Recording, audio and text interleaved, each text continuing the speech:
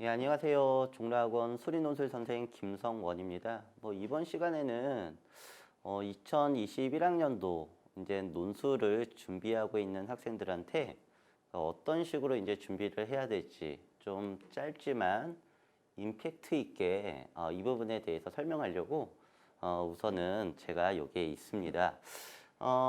우선은 이제 가장 서강대를 이제 대비하면서 가장 기본적인 거, 모든 학교 다 동일하죠.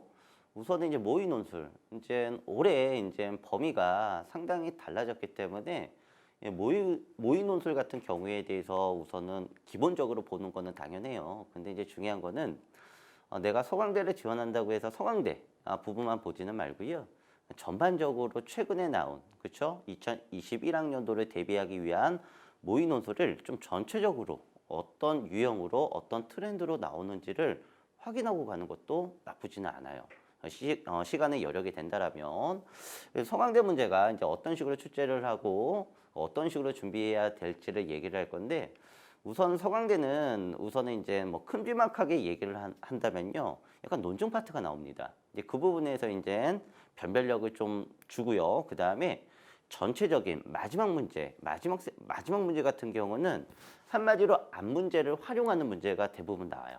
그렇기 때문에 예를 들어서 이제 단원 같은 경우는 수열이 나올 수도 있고 아니면 함수 파트가 나올 수도 있고 미적도 많이 나오고 전체적인 그쵸? 전체적인 범위에 대해서 다 나온다라고 생각하면 될 것 같아요.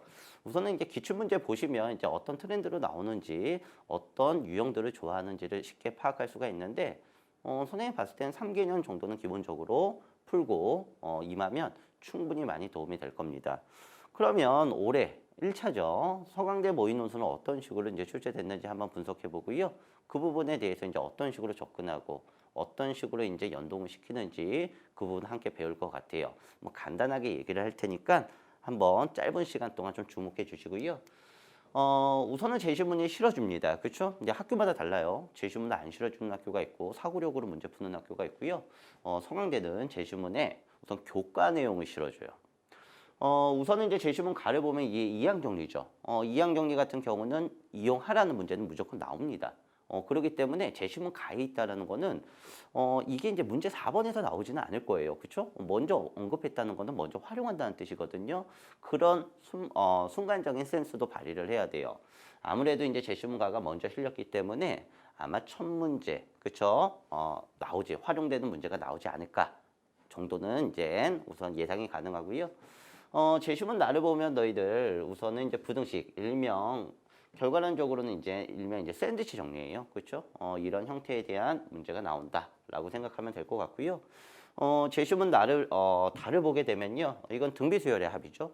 그다음에 무한등비급수의 합이에요. 아마 논술을 준비한 친구들은 아무래도 이런 그렇죠? 문제 구조는 많이 봤을 거예요. 비교적 이제 어려운 내용은 아니고요. 그냥 교과 내용을 실어준 겁니다. 제시문 라를 보면 이제 정적분에 대한 기본적인 성질이죠. 그렇죠. 다 알고 있는 상수는 이제 인테그랄 바깥으로 끄집어 나가서 이제 곱해줘도 된다. 다 기본적인 문제예요. 구조예요. 이런 부분을 활용한다는 부분도 우선은 알고 가면 좋을 것 같고요. 그 다음에 제시문 말을 보면 이제 정적분에 대한 성질이죠. 정적분에 대한 성질이 나와 있는데 증명 문제에서 가장 많이 나오는 파트가 이 파트예요.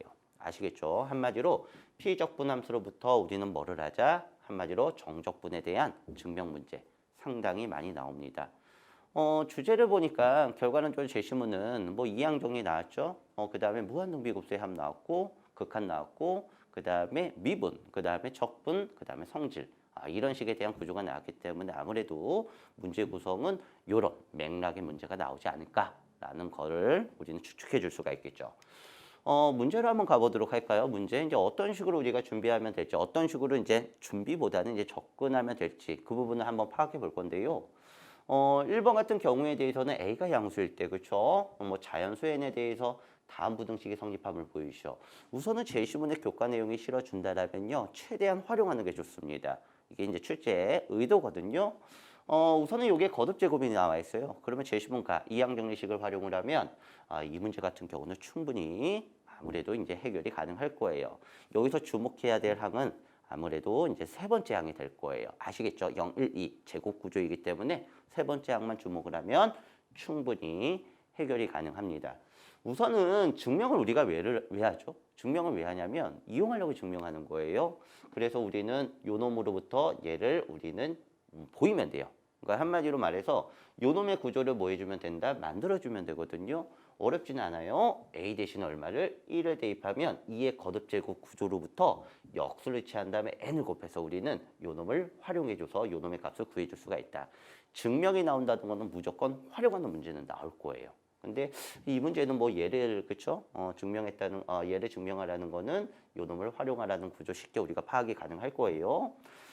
문제 2번으로 갑니다. 이제 문제 2번 같은 경우에 대해서는 우선은 이제 얘는 이제 미분 구조예요. 이제 실질적으로 이제 R에 얼마, K승에 대해서 너희들 미분하면 이 구조가 나오거든요.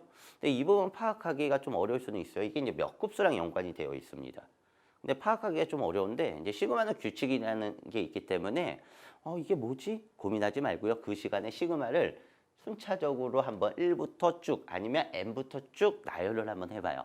그러면 그 구조가 뭐인지를 파악이 쉽게 해결이 가능할 겁니다.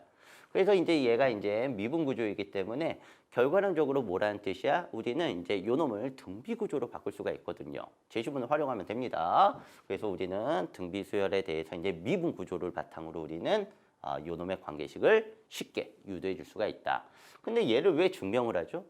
그쵸. 요놈을 우리가 보이게 만들기 위해서 하는 거거든요. 뭐 얘는 이제 어렵지는 않죠. 여기다가 이제 얼마를 대입하면 되냐면 선생님이 봤을 때는 그냥 2분의 얼마가 된다는 뜻이야. 뭐 R 대신에 2분의 1을 대입하면 요놈의 구조가 충분히 나오지 않을까. 여기서 이제 문자가 헷갈리잖아요. 그럴 때는 우리는 얘를 n을 좀 k로 바꾸는 것도 나쁘지는 않아요. 부분합을 바탕으로 리미트 하는 구조 있죠. 그러면 요놈의 문자를 그냥 만들기만 하면 됩니다. R 대신 얼마? 2분의 1. 그러면 쉽게 우리가 답을 찾을 수가 있는데 아무래도 이 구조는 얘를 활용할 거예요. 구조가 약간 비슷하죠. 그렇죠? 그 부분을 우선은 생각해서 만약에 막히면 무조건 앞문제를 활용해 준다라고 생각하면 될 것 같아요. 문제 3번으로 한번 가보도록 할까요? 문제 3번. 죄다 이제 논증인 것 같네요.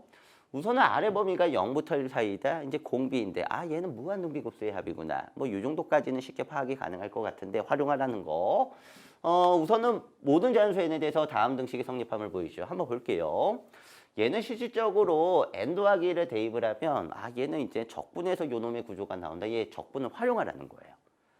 근데 이제 우측을 보더라도 인테그랄을 활용을 하잖아요. 그렇죠? 그래서 우선은 정적분을 바탕으로 우리는 요놈의 구조를 만들어 주세요라는 출제 의도가 담겨져 있는데 여기서 주목해야 될 게 있어요. 얘는 인테그랄이 그대로 있죠. 이 부분에 주목을 합니다. 얘는 적분이 힘들다는 거예요. 이거는 이제 우리가 간파할 수가 있거든요. 한마디로 무슨 뜻이냐면 요놈에 대해서 얘를 만드는 정적분이 있을 거란 말이에요. 여기까지 이해됐냐 얘들아? 요놈에 대해서 정적분의 성질로 따로따로 분할을 해서 한쪽은 정적분이 되지만 한쪽은 안 된다라는 거를 결과물에 지금 시사하고 있는 거예요. 얘 적분하려고 시간 뺏으면 안 돼요. 그래서 요런 구조로 만든다. 여기서 아무래도 힌트가 나오지 않을까라는 생각이 듭니다. 항상 증명 문제는 결과물을 좀 예측해가지고 추적해가지고 우리는 요놈에 대한 구조 찾아줄 수가 있거든요. 찾는 방법 뭐 두 가지가 있어요. 뭐 얘를 이용해서 찾아도 되지만 솔직히 말해서 시그마 규칙이 있잖아요. n 더하기 1부터 대입해봐요. 쭉 한번 나열해봐요. 그러면 어떤 구조를 정적분했다라는 부분을 쉽게 파악해 줄 수가 있어요. 그래서 얘를 통해서 우리는 요놈을 구하고요. 얘가 적분이 안 됐는데 우리가 이제 요놈에 대한 합을 구해야 돼요. 요놈에 대한 합은 어떻게 구하냐면 결과론적으로 여기다가 얼마를 대입한다? 아무래도 얘도 n 대신에 k 부분함의 리밋으로 우리가 바꾸면 되고요. 2분의 1을 대입을 합니다. 근데 얘가 정리가 돼야 되거든요. 그렇죠? 얘가 이제 계산이 돼야지 우리가 합을 구할 수가 있는데 일명 뭐를 이용하냐면 피적분함수에 대한 관계를 이용하는 거예요. 즉 무슨 뜻이냐면 아까 얘기했던 대로 fx가 gx보다는 작거나 같다라면 얘가 예를 들어서 0보다 크다라면 여기까지 이해됐냐 얘들아? 한마디로 인테그랄을 씌우더라도 이 대소관계는 변하지 않습니다. 얘를 통해서 우리가 문제를 풀어주는데 결국은 이제 적절한 함수를 활용해야 돼요. 근데 적절한 함수는 대부분은 요놈이 힌트거든요. 요놈의 피적분 함수를 고려하면 되는데 최대 최소만 판단해 주면 안다라면 쉽게 우리가 값을 구해줄 수가 있어요. 이런 식으로 이제 이번 모의 논술이 이제 1차죠. 이제 논중 파트가 나왔는데 논술만 죄다 나오는 건 아니에요. 범위가 광범위하다고 그랬어요. 그래서 선생님이 얘기한 대로 적어도 3개년은 풀고 우선은 성황대, 그쵸? 시험에 임한다라면 충분히 우리가 그쵸? 좋은 결과를 얻을 수가 있을 겁니다. 논술은 좀 준비를 해야 돼요. 2021학년도 성황대, 그쵸? 분석, 이제 출제 경향을 우리가 파악해 봤는데 우선은 여기까지 진행을 할 거고요. 예, 경청해 주셔서 감사합니다.